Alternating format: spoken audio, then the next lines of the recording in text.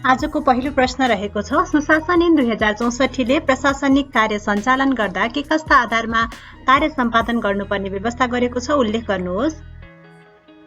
मुलुकमा सुशासनको प्रत्याभूति दिन तर्जुमा गरिएको सुशासन ऐन 2064 को दफा 6 मा प्रचलित कानून बमोजिम प्रशासनिक कार्य सम्पादन गर्दा कार्य सम्पादन गर्ने पदाधिकारीले संविधान तथा अन्य प्रचलित कानूनमा व्यवस्था भएका कुराको अतिरिक्त देहायका आधारमा कार्य सम्पादन गर्नुपर्ने व्यवस्था छ, जसलाई यहाँ बुदागत रूपमा प्रस्तुत गरिएको छ।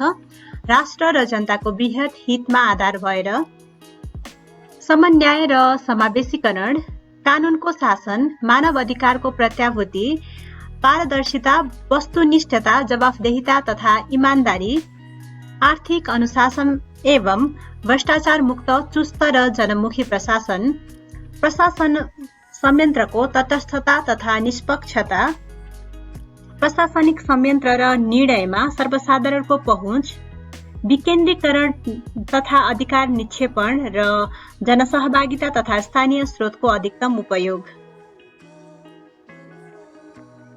प्रश्न नम्बर 2, नेपालमा सरकारी खर्च व्यवस्थापनलाई प्रभावकारी बनाउने उपायहरू उल्लेख गर्नुहोस्। सरकारले गर्ने खर्चमा मितव्ययिता, कार्यदक्षता एवं प्रभावकारिता कायम गरी समग्र खर्चलाई उपलब्धिमूलक बनाउने कार्य खर्च व्यवस्थापन हो। नेपालमा सरकारी खर्च व्यवस्थापनलाई प्रभावकारी बनाउन सरकारी तहमा कानूनी एवं संस्थागत व्यवस्था गरिएको छ र पनि मुलुकको सरकारी खर्च व्यवस्थापन कार्य प्रभावकारी भएको पाइँदैन।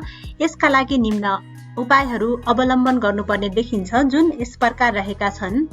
चालू खर्चको मापदण्ड तयार गरी निश्चित सीमाभित्र राख्ने, पुँजीगत खर्च वृद्धि गर्ने, सरकारी अनुदान, सरकारी सहायता, क्षतिपूर्ति आदिका लागि मापदण्ड बनाई लागू गर्ने, भुक्तानीको स्रोत निश्चित नगरी कुनै पनि दायित्व सिर्जना गर्न नपाइने व्यवस्था गर्ने, क्षेत्रगत खर्च नीति तयार गरी लागू गर्ने, सार्वजनिक खर्चलाई लैङ्गिक उत्तरदायी बनाउन लैङ्गिक बजेट लागू गर्ने, सरकारी खर्च कुशलता मापन गर्ने संयन्त्र निर्माण गर्ने, कार्य सम्पादनमा आधारित बजेट लागू गर्ने, योगदानमूलक निर्वृत्तिभरण प्रणाली लागू गर्ने। यस्तै गरी अर्को प्रश्न रहेको छ, विश्व व्यापार संगठनका उद्देश्य के हुन् लेख्नुहोस्। विश्व व्यापार संगठन अन्तर्राष्ट्रिय व्यापारलाई सरल, सहज, पारदर्शी, अनुमान योग्य एवं नियमसंगत बनाउने मञ्च हो। यो बहुपक्षीय व्यापारलाई व्यवस्थित गर्ने एकमात्र अन्तर सरकारी संगठन हो। यो सन् 1947 मा स्थापित ग्याटको अर्को रूप पनि हो। यसको स्थापना सन् 1995 जनवरी 1 मा भएको हो। यसको प्रधान कार्यालय जेनेभामा छ। हाल 164 राष्ट्र सदस्य भएको यस संगठनमा नेपाल सन् 2004 अप्रिल 23 मा 147औं राष्ट्रका रूपमा सदस्य बनेको हो। वस्तु, व्यापार, सेवाबाट र व्यापारसँग सम्बन्धित बौद्धिक सम्पत्ति अधिकार क्षेत्र रहेको यस संगठनका उद्देश्य निम्न अनुसार रहेका छन्। विकासोन्मुख र कम विकसित मुलुकको उत्पादनलाई सरल, सहज र सुलभ रूपमा विश्व व्यापारमा आबद्ध गराउने, भन्सार महसुल लगायत व्यापारका अवरोध क्रमशः घटाउँदै जाने, व्यापार उदारीकरणलाई अझ व्यापक बनाउँदै जाने, बहुपक्षीय व्यापार प्रणालीमा आधारभूत सिद्धान्तको विकास गर्ने, बहुपक्षीय व्यापार प्रणालीको स्थापना गर्ने, विकसित, विकासोन्मुख तथा अति कम विकसित देशका जनताको जीवनस्तर माथि उठाउने, वातावरण संरक्षणमा जोड दिने र दिगो विकास गर्ने। यी सम्पूर्ण बुदाहरू विश्व व्यापार संगठनका उद्देश्यहरू रहेका छन्। अब हेरौं अर्को प्रश्न।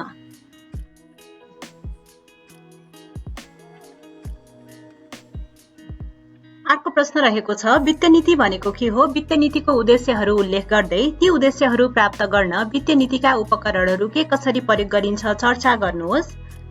मुलुकको अर्थतन्त्रलाई कर, सरकारी खर्च र ऋणको माध्यमबाट आवश्यकता अनुसार प्रभावित गर्ने नीतिलाई वित्त नीति भनिन्छ। वित्त नीति मार्फत सरकारले स्रोत साधनहरूको परिचालन र बाँडफाँड गर्दछ। यो समष्टिगत आर्थिक नीतिको एक अङ्ग पनि हो। यस्तै अर्थव्यवस्थामा देखा पर्ने आर्थिक मन्दी र मूल्य वृद्धि सामना गर्न मद्दत गर्दछ। यसको कार्यक्षेत्र र प्रभाव बृहत हुन्छ। यो राजनीतिक र सामाजिक जगमा उभिएको हुन्छ।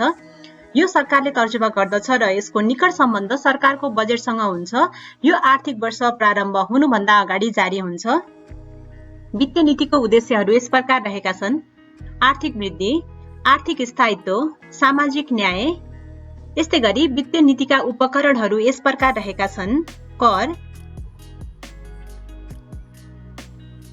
अब हेरौं वित्तीय नीतिका उपकरणहरूको प्रयोग। वित्तीय नीतिका उपकरणहरूले वित्तीय नीतिका उद्देश्य जस्तै आर्थिक वृद्धि, आर्थिक स्थायित्व र सामाजिक न्याय कायम गर्न योगदान दिएका हुन्छन्। यिनको प्रयोग निम्न अनुसार हुने गर्दछ। करको प्रयोग आर्थिक वृद्धि हासिल गर्न उत्पादनशील क्षेत्रमा लगानी बढाउनु पर्दछ। लगानीका लागि स्रोत साधन जुटाउने काम करले गर्दछ। निकासीमा छुट दिएर दुर्गममा उद्योगलाई सहुलियत दिएर बढी रोजगारी दिने उद्योग व्यवसायलाई सुविधा दिएर वस्तु तथा सेवाको उत्पादन र उत्पादकत्व बढाउन सकिन्छ। यसका साथसाथै प्रगतिशील करले सामाजिक न्याय कायम गर्न मद्दत गर्दछ। बढी आय हुनेलाई बढी कर लगाएर उठेको रकम गरिबी निवारण कार्यमा खर्च पनि गर्न सकिन्छ। आयकरले सामाजिक न्याय कायम गर्न सहयोग गर्दछ। भन्सार, अन्तशुल्क तथा मूल्य अभिवृद्धि करले स्वदेशी उद्योगको संरक्षण गर्न निकासी बढाउन मद्दत गर्दछ। यी सबै कार्यबाट वित्त नीतिका उद्देश्य प्राप्त हुन सहयोग हुन्छ। यस्तै गरी वित्तीय नीतिका उपकरणहरूको प्रयोगमा सरकारी खर्चको प्रयोग। सरकारी खर्चलाई पूर्वाधार निर्माण र उत्पादनशील क्षेत्रमा केन्द्रित गर्दा आर्थिक वृद्धि हुन्छ। सन्तुलित बजेट कार्यान्वयन गर्दा आर्थिक स्थायित्व कायम गर्न सघाउ पुग्दछ। शिक्षा, स्वास्थ्य, कृषि जस्ता क्षेत्रमा लगानी गर्दा गरिबलाई प्रत्यक्ष फाइदा पुग्छ।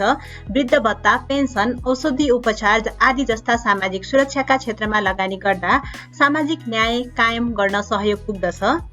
अब हेरौं सरकारी ऋणको प्रयोग। सरकारले घाटा बजेट मार्फत ऋण संकलन गर्दछ। पुँजीगत खर्च जुटाउन घाटा बजेट ल्याउने गरिन्छ। यसबाट आर्थिक वृद्धि हासिल गर्न सहयोग पुग्दछ। तर बढी मात्रामा उठाउने सरकारी ऋणले मुद्रास्फीति बढाउन सक्दछ। निजी क्षेत्र साधनविहीन हुन सक्दछन्। त्यसैले यी कुरालाई ध्यान दिई सरकारी ऋण परिचालन गर्नु पर्दछ। यस्तै गरी अर्को प्रश्न, संयुक्त राष्ट्र संघका उद्देश्यहरू के हुन् उल्लेख गर्नुहोस्। सन् 1945 अक्टोबर 24 मा स्थापना भएको संयुक्त राष्ट्र संघका उद्देश्यहरू निम्न अनुसार रहेका छन्। अन्तर्राष्ट्रिय शान्ति र सुरक्षा कायम गर्नु, राष्ट्रहरूबीच मैत्रीपूर्ण सम्बन्ध विकास गर्नु, राष्ट्रहरूबीच समानताको स्थिति सिर्जना गर्नु, अन्तर्राष्ट्रिय सहयोगलाई प्रोत्साहन गर्नु र मानव समुदायलाई युद्धको प्रकोपबाट बचाउनु। आजको अन्तिम प्रश्न, आर्थिक विकासका परिसूचकहरू के हुन् लेख्नुहोस्। अर्थतन्त्रको समग्र विकास भएको वा नभएको अवस्था झल्काउने तथा जानकारी दिने सूचक आर्थिक विकासका परिसूचक हुन्। यसमा अर्थतन्त्रका 4वटा क्षेत्र पर्दछन् जसलाई निम्न अनुसार उल्लेख गर्न सकिन्छ। पहिलो रहेको छ वास्तविक क्षेत्र। वास्तविक क्षेत्र अन्तर्गत कुल ग्रास्थ उत्पादन, कुल ग्रास्थ बचत, कुल राष्ट्रिय आय, कुल राष्ट्रिय बचत, मुद्रास्फीति दर रहेको छ। र दोस्रो रहेको छ सार्वजनिक वित्त क्षेत्र जसमा राजस्व परिचालन कर राजस्व र गैर कर राजस्वबाट हुन्छ। सरकारी खर्च अन्तर्गत चालु खर्च, पुँजीगत खर्च र वित्तीय व्यवस्था पर्दछ।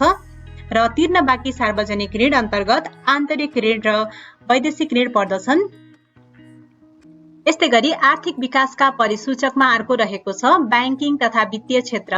यस अन्तर्गत निजी क्षेत्रतर्फको कर्जा, संकुचित मुद्रा पर्दाय, विस्तृत मुद्रा पर्दाय र कुल निक्षेप पर्दछ। यस्तै गरी अन्तिममा रहेको छ बाह्य क्षेत्र अथवा वैदेशिक व्यापार तथा भुक्तानी क्षेत्र। यस अन्तर्गत रहेका छन् निर्यात र आयात, व्यापार घाटा, पर्यटन आय, विप्रेषण आय, शोधानन्तर बचत र विदेशी विनिमय सञ्चित।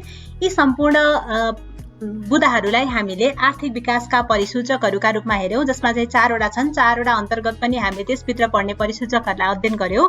अवस्था आजको भिडियोमा यति नै।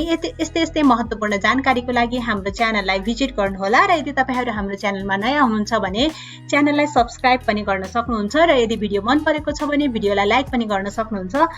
Thank you for watching us.